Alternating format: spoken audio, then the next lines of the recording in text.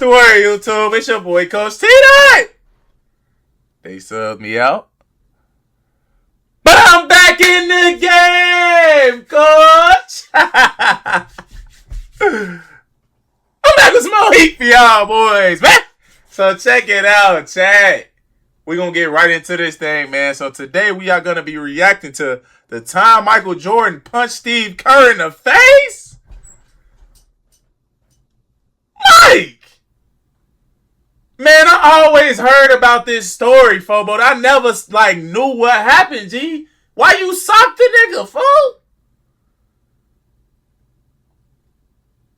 And the thumbnail don't make it no better, G. They got Steve Kerr with just a bloody, gashed up eye, man. Mike really was out here socking his teammates. But for all my new viewers, I don't fake none of my reactions. All my reactions are live.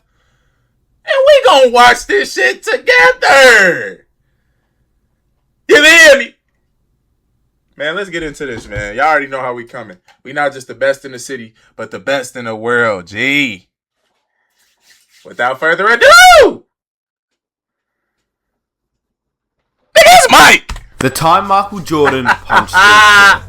Now, as we all know, Michael Jordan is the greatest player of all time. He's make sure y'all smash that like button. Let's do it. Done things that, well, we've never really seen before. And he's always said that the reason why he was so good was because he was so determined. He was so motivated. But the real reason why was because he was so competitive.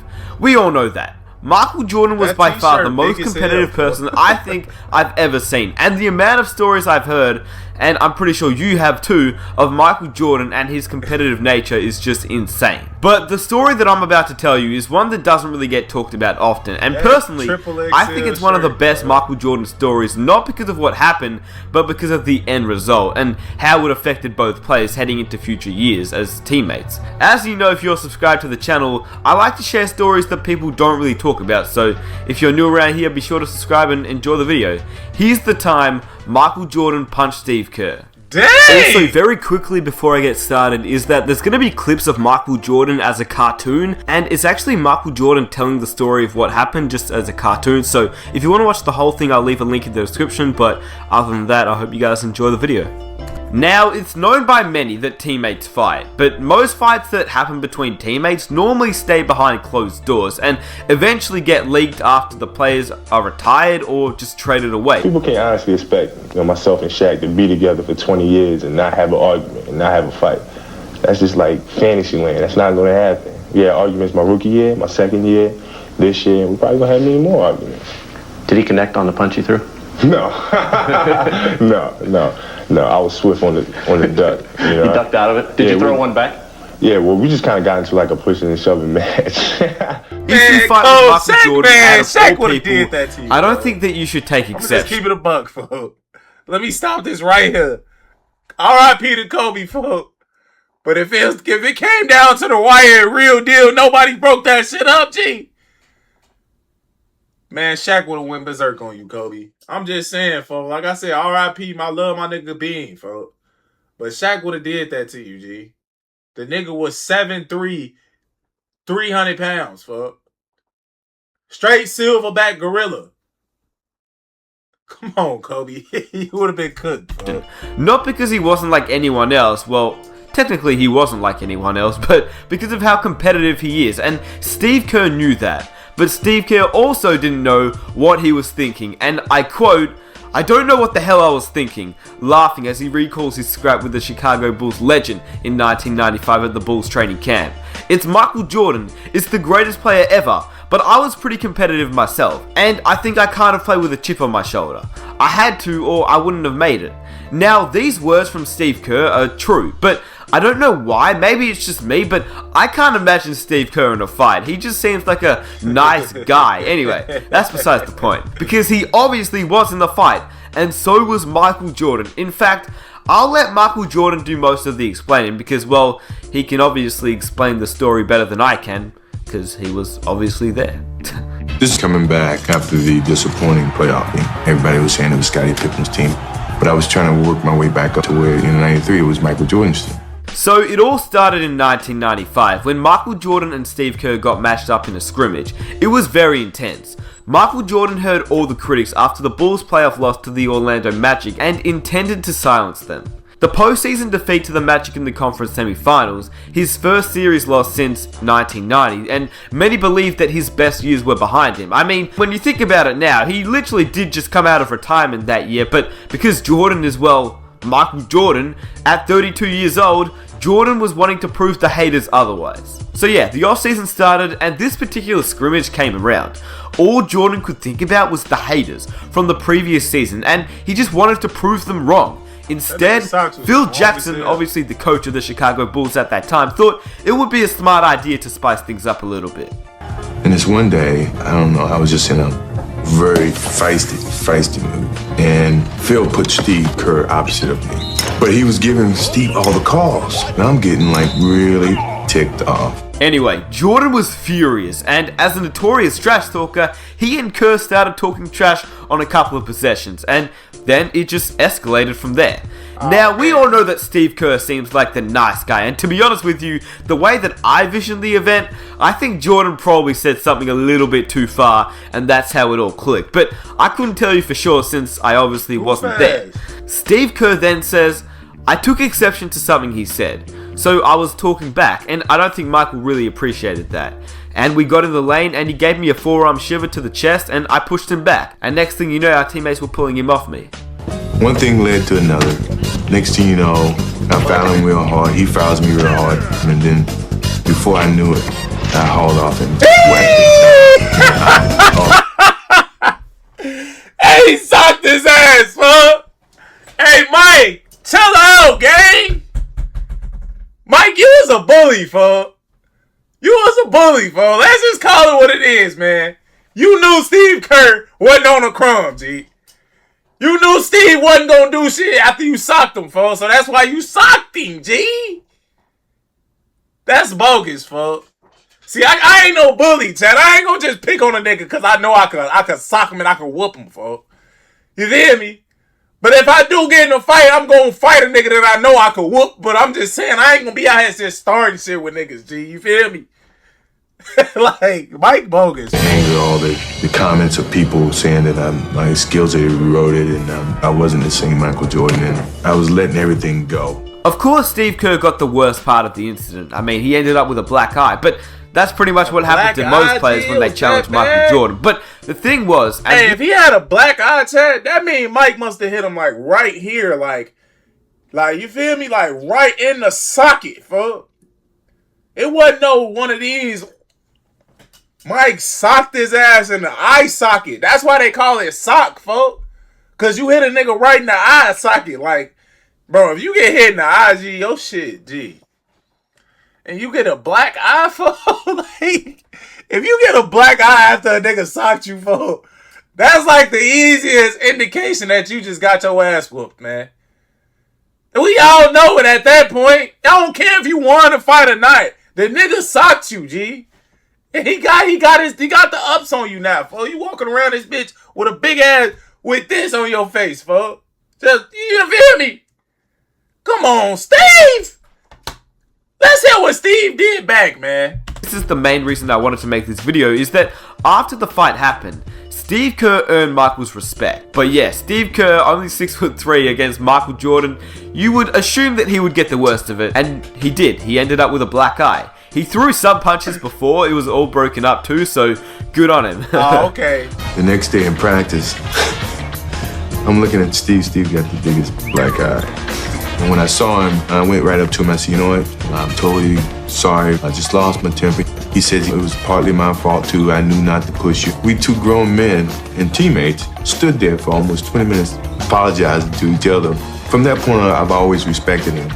He didn't give up. He fought back. You know, he may have gotten the worst end of it, but I respect him. Now, the fact that I found really interesting and completely forgot about was the fact that Steve Kerr and Michael Jordan didn't really have much of a relationship at this point.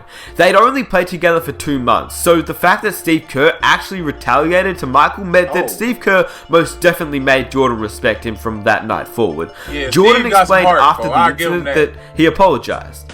And I called back to the Bulls practice facility, and they gave me Steve's phone number, and I got his answer machine. And I said, Steve, I am so sorry. My anger got the best of me. I really am trying to get myself back to where I once was, and it was just something that shouldn't have never happened, and I truly apologize for it. Now, the thing that I love about this whole story is what actually came up after the fight. I mean, we all know that Steve Kerr, as a man who was one of the nicest guys in the NBA landscape, but the fact that he protected himself was the right thing to do. He says that he was embarrassed by how he was being treated, and he wasn't going to put up with it. He also said that it was a totally different relationship from that point on. There was also mutual respect, with Kerr feeling that Jordan trusted him on the court more in important situations, which we now know is obviously true. Just look at the time Jordan trusted Kerr to take the game winner in the 1997 NBA Finals. That's pretty crazy. He comes off, I'll be ready. 6 seconds, 5. Michael in traffic to Kerr. 15-footer. See, that's what an ass whooping to do for the team chemistry, G. Especially if y'all two real men, G. Y'all understand the greater purpose, folks. Now, Steve Kerr could have easily been a hoe and just been like, man, I ain't rocking with Mike no more. His ass socked me. He whooped me in front of everybody. I'm embarrassed. Forget Mike. Forget him. But you feel me? He took it in. He took the whooping. He got whooped, G. Let's just keep it a buck. Steve got your ass socked, folks. You feel me? You at least threw some punches back. You ain't just let Mike just all around just sock you and just whoop you, folks, like you was a rag doll or nothing.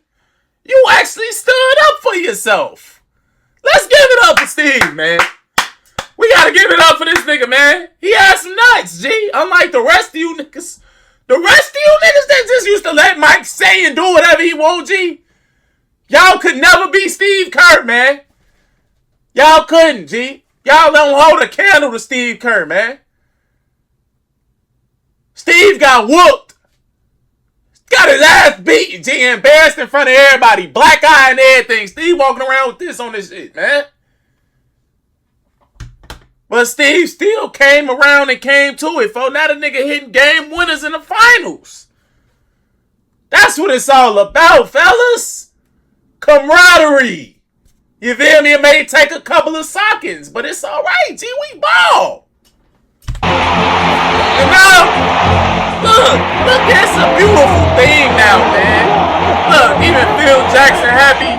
Niggas winning championships. Now, it has to be said, everybody the Bulls couldn't have been great without their immense talent of Jordan, Pippen, and Rodman, but they couldn't have been historic without coming together with players like Steve Kerr, Kukoc, and Ron Harper. The Chicago Bulls avoided major issues after the Kerr-Jordan incident and never lost more than 2 games in a row, taking on the characteristics of its coach and its leader. The same relentlessness that produced the training camp tussle led to arguably the best season of all time. After the incident, the Chicago Bulls finished with a 72-10 record, which lasted as the greatest record of all time until obviously the Golden State Warriors beat it, but I mean, the Bulls won a ring, so I still say it's the greatest record of all time.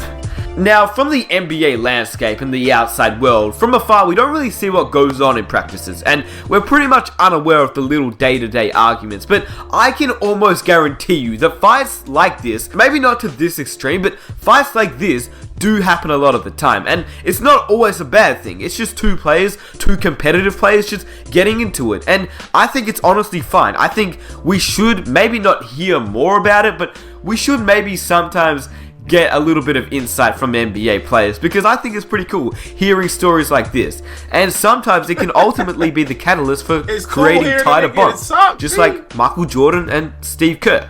I honestly think that without the scuffle between Michael Jordan and Steve Kerr, the relationship between the 2 players probably wouldn't have been so strong. And I also want to mention the fact that Steve Kerr is probably one of the most genuine people in the basketball world, whereas Michael Jordan, no matter how great he was as a player, which, I mean, he was obviously the greatest player of all time, he really wasn't the nicest bloke, and I'm pretty sure most of us know that. He was a great player, don't get me wrong. I'm not saying his basketball talent was not there. It was the greatest, he is the GOAT.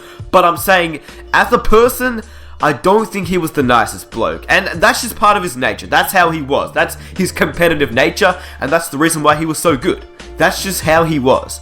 Ultra competitive. So I'm just saying, the next time you hear about two players getting into it at practice, maybe it's not because they hate each other, alright? Maybe it's the fact that it's just two competitive guys getting into it. And to be honest, it might even bring them closer together on the court.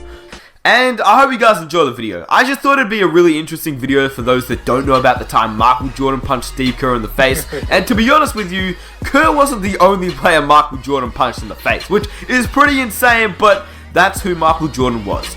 If you enjoyed the video, please subscribe for more. Alright, y'all, that's the end, man. Mike just was out here just doing it to niggas, huh? He talking about that ain't the only time. Mike got more stories of him socking niggas, G? Mike! Mike, you gotta chill, man. You can't be the best player all time and still out here just abusing your authority and your power like that, just socking niggas like Steve Kerr, folks. Like Steve Kerr, he's a good guy, man. Let him breathe, Mike. Mike ain't care about none of that, folks. Mike did not care, G. You talk greasy to Mike, you're getting socked. How about that, folks? Nigga, a black eye, that was a hard socking, G. It wasn't like he grazed his face and she went past him. Man, he connected on some shit. Black eye right here. You feel me? Put your paws up. Steve, what's up? Got him. You feel me? Left Steve with one of them dingers. Steve ass was loopy as hell after that shit. Mike, what? Steve must have shoved Mike, said, what? Straight up socked him, fuck. Alright, but look, Chad, that's the end of the video, man. I hope y'all enjoyed it. You know, Mike out here socking niggas, folks. You know, hopefully, I think we got to see if it's some more stories in our soccer niggas. Alright. But, you know, make sure y'all like, comment, and subscribe to the channel if you're new. It's your boy, Coach TDOT, man. I'm up out of here. I love y'all.